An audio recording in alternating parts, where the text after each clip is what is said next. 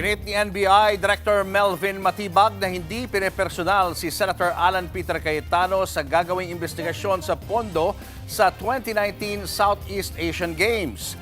Sabi naman ng senador, may gagawin din siyang investigasyon pero tungkol naman sa flood control. At live mula sa Pasay, nasa frontline ng balitang yan si Gio Robles. Gio, ano pa mga sinabi ni NBI Director Matibag kaugnay sa mga pahayag ni Senator Cayetano? Julius, haharap na bilang testigo o huling testigo sa Article 4 ng impeachment trial ni Vice President Sara Duterte si NBI Director Melvin Matibag kaugnay ng investigasyon sa mga naging pahayag ng bise laban kina Pangulong Bongbong Marcos, First Lady Liza Araneta Marcos at dating House Speaker Martin Romualdez. Sinagot naman ni Matibag ang buwelta ni Senator Alan Peter Cayetano na panggigipit lang umano ang investigasyon sa 2019 SEA Games.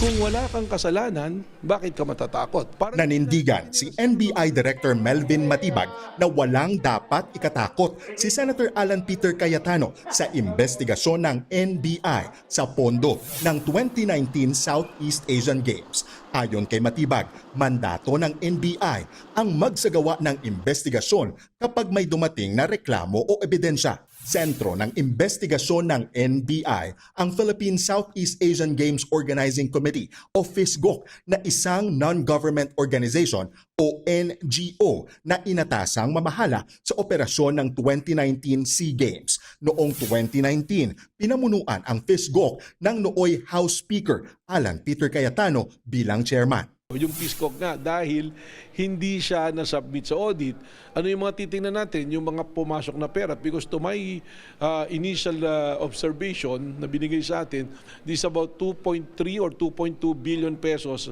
na pondo ng gobyerno na inilagay po sa PhysGOC, which is NGO siya, foundation siya na tinayo for that purpose. Ano po? Iginiit ni Matibag na fact-finding pa lang ang isinasagawang investigasyon.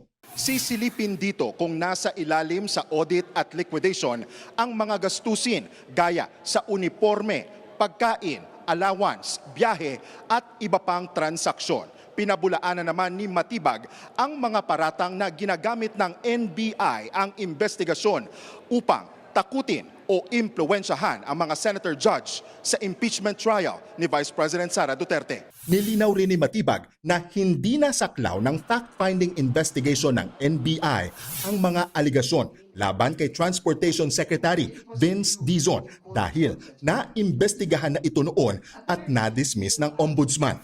Pero anya, maaari pa ring tawagin si Dizon bilang resource person kung makatutulong ang kanyang testimonya sa paglilinaw ng mga isyong sinisilip ng NBI. Ipinagtanggol din ng palasyo ang NBI sa investigasyon nito. Ayon kay Palace Press Officer Undersecretary Claire Castro, walang dapat ikatakot kung walang ginawang mali. Hindi rin daw panggigipit ang ginagawa ng NBI laban kay Senator Cayetano. So hindi dapat magkaroon ng reaksyon na dahil iimbestigahan lamang ay sila ay iisa-isahin na. Kapag ganun kasi ang mga pananaw, dapat siguro, sana, ay hindi dahil maaari silang pag-isipan na kayo ba'y guilty? Ayon pa kay Castro, may nagtimbre lang daw kay Matibag sa isyu ng korupsyon sa 2019 SEA Games projects. Nangyari raw yan nang makipagpulong si Matibag sa New Clark City para sa itatayong NBI Academy. May tila pasaring din si Castro kay Cayetano. Ang bagong Pilipino ay hindi basta-basta sumusuko. Hindi magagalit at hindi mangangatog. Kahit sa investigasyon ay siya ang maturo.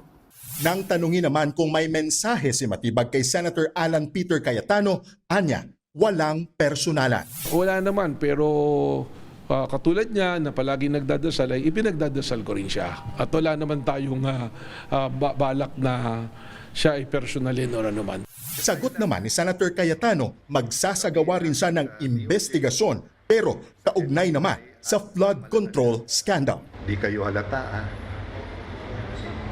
Slight lang, imbestigahan niyo yung South East Asian Games of 2019. Tapos, ako naman, 10 ng aming mga kasama na ngayon ay nasa minority, imbestigahan naman namin ang flood control. Deal?